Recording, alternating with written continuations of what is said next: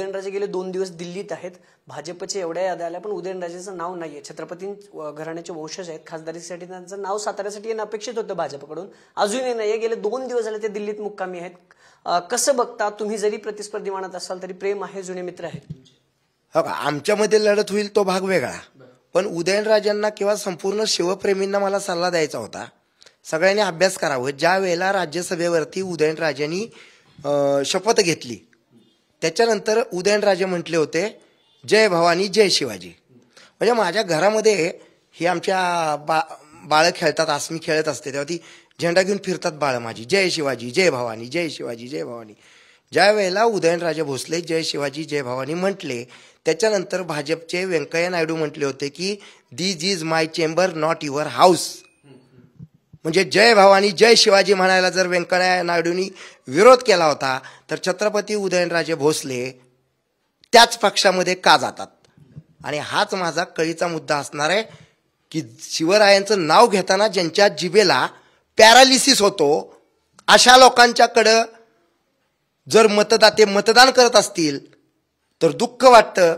विश्वरत्न doctor बाबासाहेबांनी जे मतदानाचा तुम्हाला अधिकार दिला तर मतदान करणाऱ्या लोकांचं मला वाईट वाटतं की छत्रपतींचं नाव न घेणाऱ्या माणसांबरोबर तुम्ही मतदान करा. उदयनराजेंनी भाजपसोबत जायला नको होतं अशी खंत आहे तुम्हाला? कारण आज तुम्ही हे उदाहरण दिलं व्यंकय्या नायडूचं, पण 2 दिवस झाले ते दिल्लीत मुक्कामी आहेत. अमित शहाची भेट होऊ शकली नाही. ह्याच्यावरती मी एकच वाक्य बोलीन की गेली 20 वर्ष त्यांच्या विरोधामध्ये निवडणुका मी लढल्या, बरोबर, आणि नातेसंबंध आहेत तसेच आहेत. मला वाटतं की त्यांनी माझं फार कौतुक केलेलं आहे, मी त्यांचं फार कौतुक करतो आणि ते राजगादीचे वारस आहेत.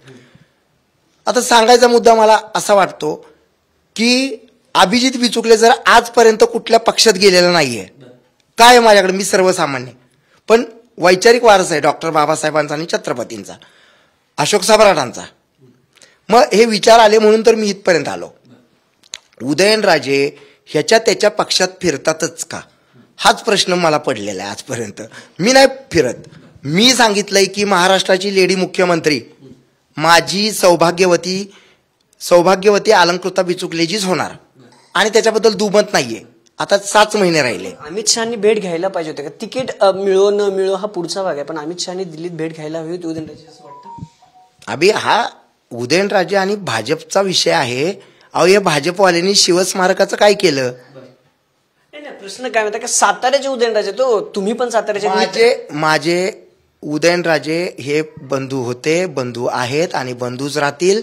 जरी आम्ही एकमेकांच्या विरोधात निवडणुका लढत असलो तरी. आणि तात्विक दृष्ट्या लोकांना मी आव्हान करेन की महाराजांना छत्रपतींच्या दर्जाचा आपण त्या ठिकाणी मान ठेवूया, पण आता एका चंगूमंगू माणसासमोर त्यांना पाडलं होतं तुम्ही गेल्या निवडणुकीमध्ये. ह्या वेळेला डॉक्टर अभिजित बिचुकले हे साताऱ्यातून विजयी व्हावेत.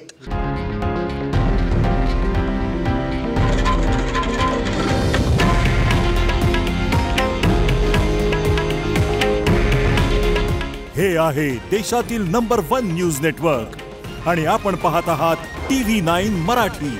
काळजी तुमची, हित महाराष्ट्राचं.